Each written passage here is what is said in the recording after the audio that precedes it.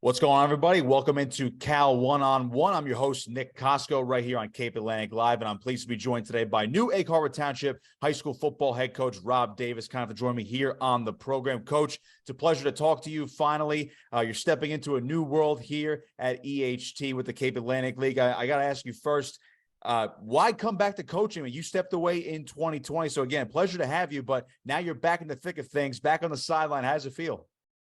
It feels great. I mean, I miss being on the sidelines. I miss everything what high school football is all about. I think it's the greatest sport out there. And I listened to my wife, and I should not have listened to my wife. She wanted me to step down 2 years ago. She saw I was miserable, and I'm back, and I'm excited. I feel like a rookie coach, and I'm ready to go.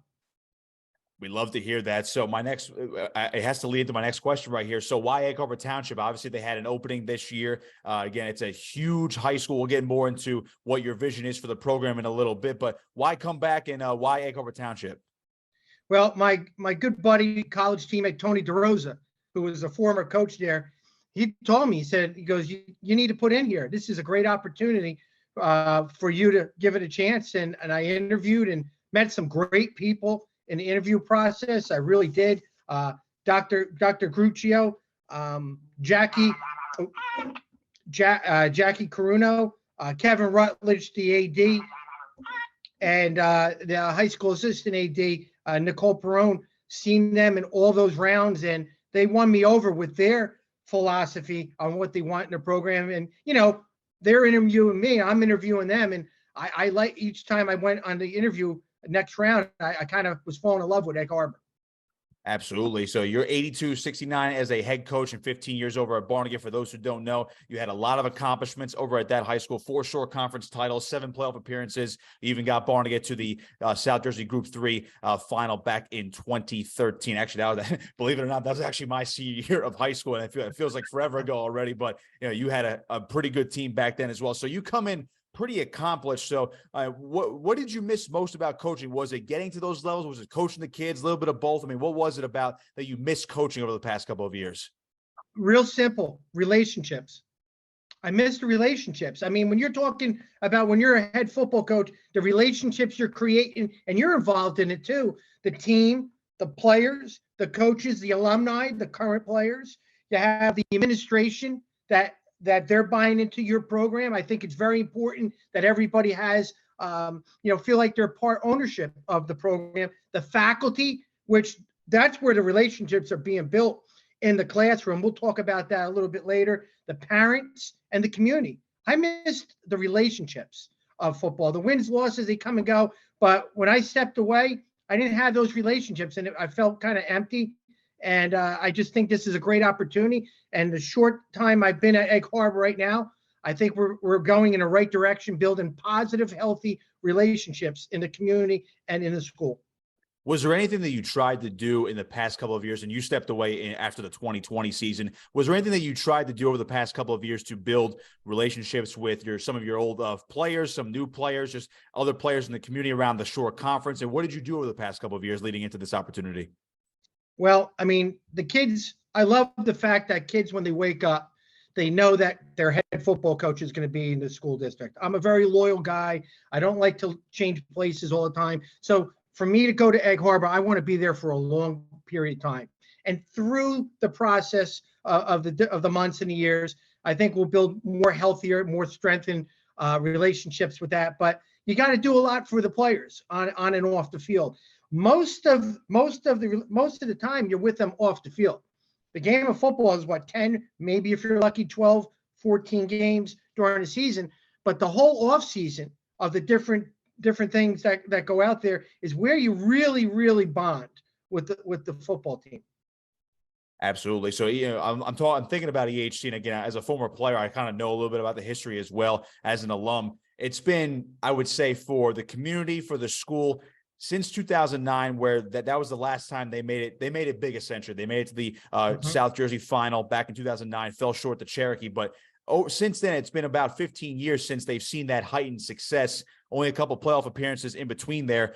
When you look at the history of this school, where they had a lot of success in the 90s as well, What do you think about bringing back some of that history and maybe recapturing some of the magic that we saw, over a decade ago now? Yeah, I want to bring back some alumni into the program. I'm just going to be adding to the tradition. That's what I told the players, that I'm adding to it. I don't want to go in there and say, oh, we're changing this, change. I want to add to it because they are very traditional, Rich. Their other sports are very successful. You got basketball, who won the state sectional championship, went to the final. The track team just won their eighth consecutive county championship. The baseball team's very, very good. So they have some winners on all the other sports, and I want to blend in and carry that tradition on the football field. Absolutely, and even softball as well. I mean, they were steamrolling last I checked in the Cable Atlantic League tournament. They were state champs. What was that, about 6 years ago as well? So everyone always considers Egg Harbor Township as one of those sleeping giant schools, obviously, with the enrollment groups. They're South Jersey Group 5, one of the biggest schools in the entire, I don't know how much you want to divide the state into South Jersey in very broad terms, but they're one of the biggest schools in the state when you put it into enrollment numbers. They're considered a sleeping giant because of the amount of talent that comes through the town. But as you mentioned before, you want to keep things at home. I know we were talking before today as well. A lot of these kids, they're going to other schools, or they're taking other opportunities, whether even if they're out of state as well. When you think about that sleeping giant term, what does that mean to you for this school? Well, there's a lot of opportunity. I know people are telling me it's a great challenge, but I look at it as an opportunity for a lot of people. One thing I'm going to do is I'm not changing my approach that I did at Barnegat, what I did at Egg Harbor. It's a bigger scale of people, but ultimately I want high character student athletes in our program. We're going to go after it academically.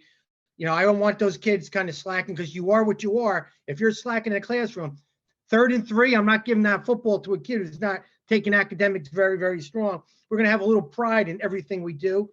We're going to be good teammates, which ultimately is like a family.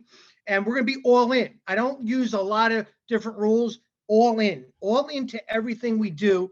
And that's going to help us be successful, not only on the field, but off the field. And that's important. And I want players to be winners, not just on the football field, but more importantly, the game of life.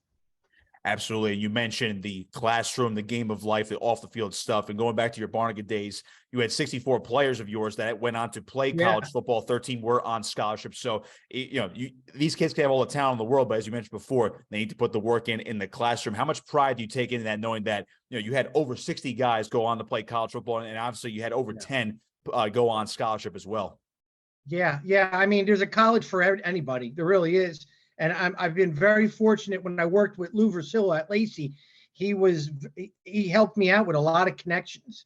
And there's no boundaries to a coaching hours. We don't punch in, punch out. It's 6 o'clock. I'm home. I'm with the kids. No, you can work at it around the clock. And if those kids are going to work hard in the classroom, for me as a coach, I feel like I have to work just as hard for them to create opportunities.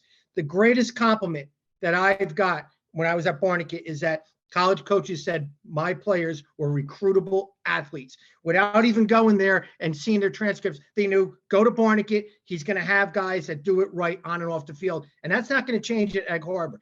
You don't need to go to another school to get opportunities at Egg Harbor. I don't know how it was in the past, but right now we're going to make sure that these players don't have to play college football, but if they do, they're going to have opportunities at any level that they're able to go to.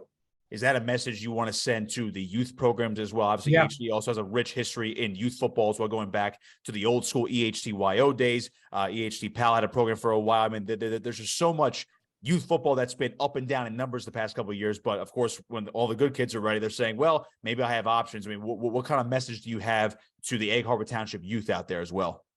I got a chance to meet some great people at the youth level. And I said the same thing to them. What I just said to you prior is that you don't have to go somewhere else to go to college. I keep hearing that, oh, there's more opportunities there. That's not. I mean, just buy into the program. You'll see what's going to happen. Kids are going to do it right on and off the field. My college contacts are coming to Egg Harbor and contacting me. They're just as excited as I am. And that's that. So you don't need to go anywhere else to get to a certain spot. I mean, college coaches are going to know who you are if you're marketed and promoted the right way, and you also have a little bit of a reputation within the program. And that's what we're going to have. We're going to have a great, outstanding reputation of being winners, like I said, not only on the field, and I'm stressing this, off the field, and that's everywhere, community, classroom, in their own household. That's that. We can't be winners on the field if we don't do it right everywhere else. New EHT head coach Rob Davis with me here on Cal One-on-One. Coach, one more for you before we dive into a little bit more football stuff. You know, you stepped away from Barnegat a couple of years ago due to a health scare, and also you felt it was probably time to step away to let the next generation on your staff step up as well. So take me back to that time when you had to step away. I mean, was that one of the harder decisions you've ever had to make, or did you kind of know, you know what, the pieces are in place right now, it's time for me to step away for a little bit? Well, when COVID happened, so that kind of also, us coaches were all talking. We didn't know what life was going to even look like one day to the next with that COVID. That was a scary situation, and no coach had experience on how to coach on the computer or with those rules that were given by the NJSAA. But yeah, I had a health scare. I didn't have a health issue. I had a health scare. I actually had 85% blockage in a widowmaker.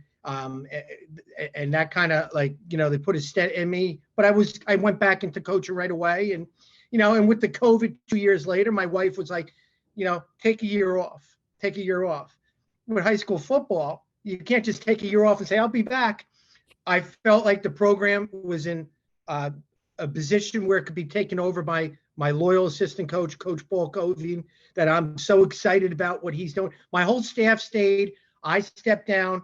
And everything worked out. I am so proud of those guys at Barnegat, and I'm very grateful for the superintendent at Barnegat, Dr. Latwis, for listening to my suggestion of who I wanted to get the job. Went to my assistant. They're in great hands. I'm so excited for them, and I stepped down. But, you know, I think it was good for me to step back because I recharged my battery. Like the doctor said, and my wife, and I'm ready to go, man. My wife said I haven't smiled like this in 2 years. I'm ready to go. I'm all into the Egg Harbor, and I can't wait to start. So now let's get into a little more football talk and on the field type stuff. And right. Obviously, we don't want to give away your game plans for September, obviously, or the nitty gritty details, of course. But, you know, tell the fans out there a little bit about your offensive, defensive philosophy. Are you more of an offensive guy, defensive guy? Obviously, you know, your staff is still in the works of being built right now and being finalized. So, I mean, what kind of football philosophy do you have? Are you more of that old school approach, or are you mixing a little bit of new school? How are you going to work it out here? First, I'm just as excited about my staff. They'll be board approved this month, so I'm not going to talk about the names right there, but I will in a month with that. I'm an offensive guy. I've been the offensive coordinator at Barnegat from, you know, all those years, and everything to me is tempo. We have to go different. We have to change speeds. We go real fast. We're going to go real slow. We're going to go my speed. I always tell the kids. So we're going to change it up. Yeah. So we're going to be no huddle. We're going to be tempo. We're an RPO team, pre-snap, post-snap. I like my dad always said when I was younger, I always had the answer to everything, a big mouth guy like that. And offensively, we want to put defenses in conflict. And that's what we do. And it's amazing how kids can adapt to no huddle terminology. And then they see them in the classroom and they're adapting that way too. It's a different way of learning. I like teaching like that, and I like high reps. We're going to go a lot faster in practice than we will in the game because we're going to get a lot of people reps and all that. And defensively, we're going to attack. You know, without saying what schemes we're going to do, but we're going to attack. We're going to fly the football, and we're going to have fun. The average play lasts 4 seconds, so we're going to go all out for 4 seconds, and we're going to make sure that our players are enjoying what they're doing. That's a nice way to put it in perspective. You know, 4 seconds, people might say, well, that's not enough time. Well, that's a lot of time, obviously, when you're out on the field moving around, a lot of moving parts out there. So I love that philosophy. Over the past couple of years, obviously, you know, you had a different perspective. You know, you had your own football site as well. And you were basically covering the game, talking about the game, weren't actually on the sideline. Now, when you look at your offensive game plans, and again, I'm not asking for the nitty-gritty details here, but did you modify your offense and maybe adapt to new changes in the game? Because again, the way the game has evolved over the past couple of years at the high school and college level, it seems like it just changes year to year, even month to month at this point. Did you modify some of your stuff even compared to even just 3 years ago? Coach, everybody is. I mean, that's the thing about, you know, you got to network and you got to talk, and we're always, you know, picking each other's brains. every year, regardless if you're playing or not playing. The game of football is always changing. Players are changing. Expectations are changing. But yeah, I mean, that's the great thing about football, that you're either getting better or worse. You can't stay the same. And that goes for coaches too. It really does. The last 2 years, I was the president of the Short Conference Coaches Association.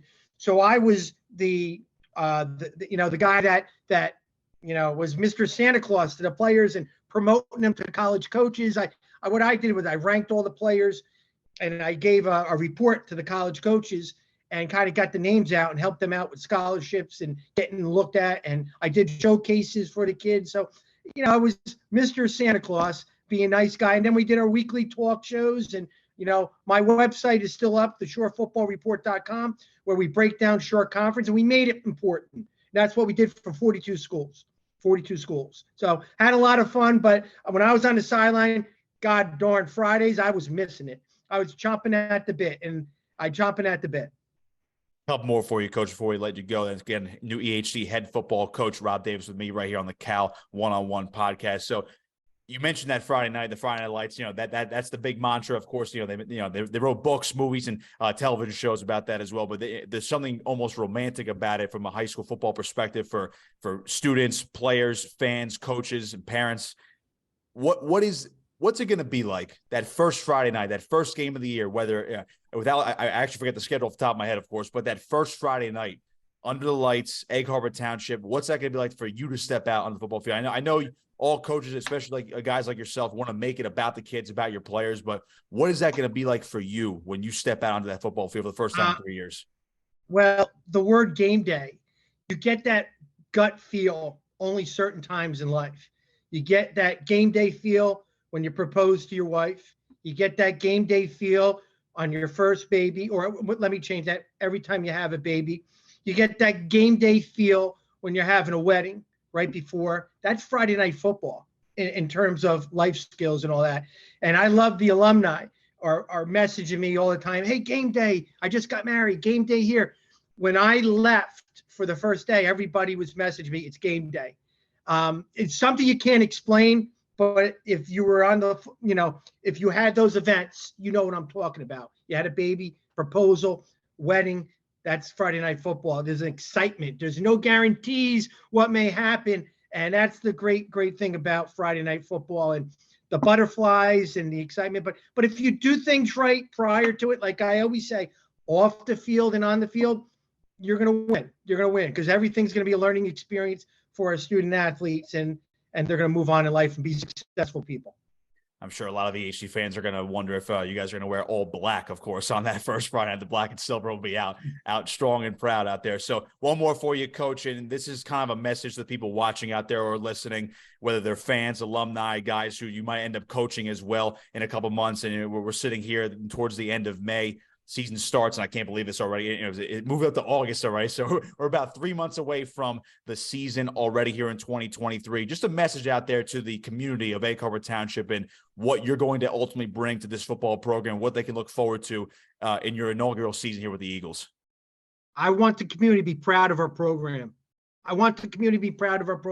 There's so many different angles where they could, see us in action on the streets, wherever. We're going to hold our head high. We're going to be high character people. We're going to do things for the businesses and not act for money all the time. I want to make sure that people ain't dodging our players. They're embracing our players. And of course, myself, I can't wait to meet everybody out there. I'm excited. I'm going to bring my A game every day, and we're going to tempo it up. And I can't wait to meet people today, tomorrow, and in the future. I'm excited about being the head football coach at Egg Harbor Township. New Egg Harbor Township High School football coach Rob Davis with me on the Cal One-on-One podcast. Coach, really appreciate your time. I look forward to talking to you throughout the summer, seeing you this season as well. And again, don't tell the world this. As an alum, I'm excited for you to be the head coach here and see what you can do as well. So I appreciate your time, Coach. I appreciate you putting me on this show, and hopefully you can have some of our student athletes on your show too. And I just want to say, everybody out there, go Eagles, go Eagles. We love it. Head coach Rob Davis of EHT Football right here on the Cal One-on-One podcast.